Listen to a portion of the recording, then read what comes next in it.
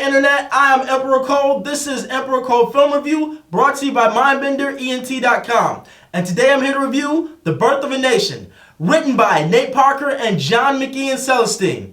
Everybody, let's get ready to lead those slaves on a revolt. Let's do it! I'll whoop your head, boy. You know I will. I'll whoop your head, boy.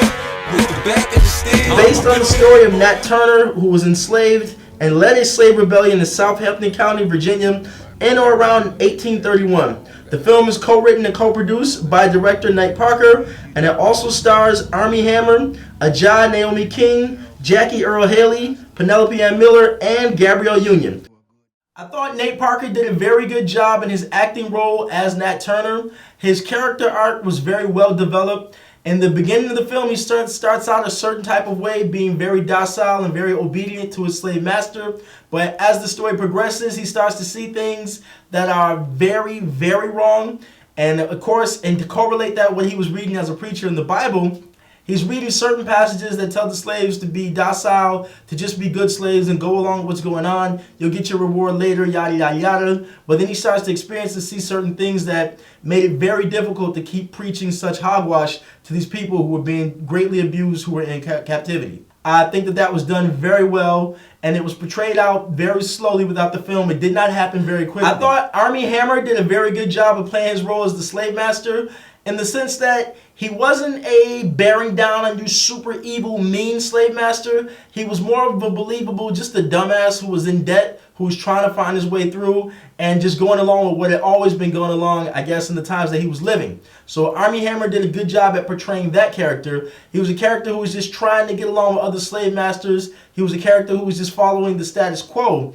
But when it came to it and certain things happened that he really didn't like, or that he knew how it could make Nat Turner look, then he becomes a little bit more of an asshole. Then he becomes a little bit more abusive. This is a very powerful film because, I mean, I could be wrong, but this is the first time I've ever remembered seeing a movie that is about a slave rebellion, that goes about telling the story in such a very crafty and skillful way.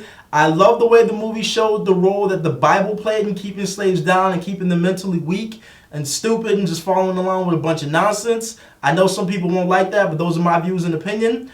I like the way that the movie showed what it took for the slaves to finally decide to fight back, and it showed how it was a crescendo of a lot of different events that happened that finally led this rebellion to go. I also love the way the movie shows how contradictory the Bible is, where there's one passage that told the slaves to just stay obedient slaves, and then there's another passage that tells them you should be fighting back against oppression, against tyranny, against the Pharaoh. And I like the way that the movie shows how the book can be interpreted many different ways. That's something that I enjoy. Of course, there's some people that say, oh, it's terrible. Nat Turner shouldn't be praised. He killed a bunch of people. He led a slave rebellion. And then there are people that say, yo, how could you sit there and just be slaves and let somebody keep violating you, let someone be killing and raping your women and your people and separating families and just going along with it? So, of course, the natural instinct of most people would be to fight back, even if that meant death. And of course, Nat Turner, his rebellion didn't make it because slavery went on for many more years after that. But of course, you have to believe in something strong enough to be willing to fight and die for it. So this movie, to me, is almost like the black version of Braveheart to a certain extent, and I highly recommend it for everyone to go and check it out. Okay, so there's no way I can review and talk about this film, The Birth of a Nation, without touching on the Nate Parker rape allegations that he went to court and was acquitted for back in 1999. Nate Parker has starred in and been a part of several films where these allegations and like I said, the case that he was acquitted of went to court and actually won in court.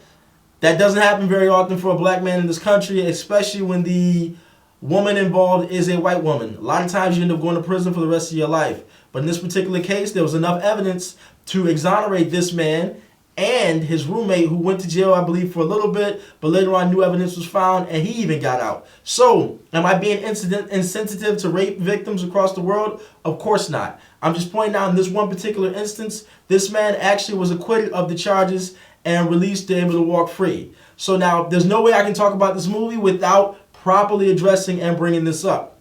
The ironic thing is, I originally was not going to see this movie. Why? Because it was another slave movie to me, just right off the top. Just another black slave movie. I've seen a million of those. I'm tired of those. Right up until I saw the way Nate Parker was being screwed and this smear campaign got going, and all of a sudden he was a rapist and yada yada yada and all this nonsense. So that made me more interested in seeing the film, and that ultimately made me, as a black person, and put me in a position where I knew I had to support this man and his film, even though I particularly didn't want to see, quote unquote, another black slave film. I'm glad I went and saw it because, as I said earlier, this is like the black version of Braveheart to a certain extent. So I have a couple other names I want to drop on you right now. Starting with Woody Allen, Bryan Singer, the director of X-Men Days of Future Past, the first X-Men film, and X-Men Apocalypse. John Travolta, we all know who he is. Al Gore, yep, that's right, that Al Gore, former vice president Al Gore. Roman Polanski, who later won I believe an Oscar for the movie The Penis in 2002. Pause. You can't make this stuff up. A guy who actually pleaded guilty to rape and fled the country because he raped a 13-year-old girl, actually wins an Oscar for a movie called The Penis. Yeah, exactly. Marv Albert, Ben Roethlisberger, and the list goes on and on. But wait, there's a certain person running for president right now who's been accused of several sexual assaults and rape. Donald Trump. All these people have been accused of either sexual assault or rape, and guess what? Nobody boycotted any of their films. Nobody boycotted anything that they're associated with, their sports teams. Nobody boycotted their movies. Nobody boycotted anything associated with them. So why is it so important for people to vilify Nate Parker and boycott his movie, The Birth of a Nation? Could he be the subject matter? Okay, so now it's time for me to give The Birth of a Nation a score on the Mindbender Movie Meter. With all the things that are currently going on in the country on a social and political level, this movie is very relevant. And I enjoyed the direction of the film very much. I enjoyed the story a whole lot because it was a fresh new take showing something that wasn't shown on screen before. I thought Nate Parker and Armie Hammer's acting performances were very good. I like the visuals in the film. It shows some very graphic stuff in some scenes, but it's a film that's showing slavery, so of course you're showing the horrors and the atrocities of slavery. It's not going to be a cute cookie cutter film. And of course, it's about a slave rebellion, so you're going to get some very graphic and some very violent scenes, which are expected. But, so with me giving this movie a score, I'm going to have to give this a score of 92%. The Birth of a Nation, directed by Nate Parker, 92%. This is a must-see film if you are an African American. This is a must-see film if you are a film lover and would like to see just a very good movie. I recommend that everyone go and check it out. The Birth of a Nation, 92%. Alright, so this has been Emperor Cole Film Review for The Birth of a Nation. If you enjoyed this review, please subscribe to this YouTube channel. Please make sure you go to Facebook, facebook.com/Mindbender Entertainment. Give us a like there. Follow us on Twitter at MindbenderENT. And remember to check out the website, mindbenderent.com. And remember, the future is now. We got to fight the powers that be. Fight the power. Fight the power. Fight the power.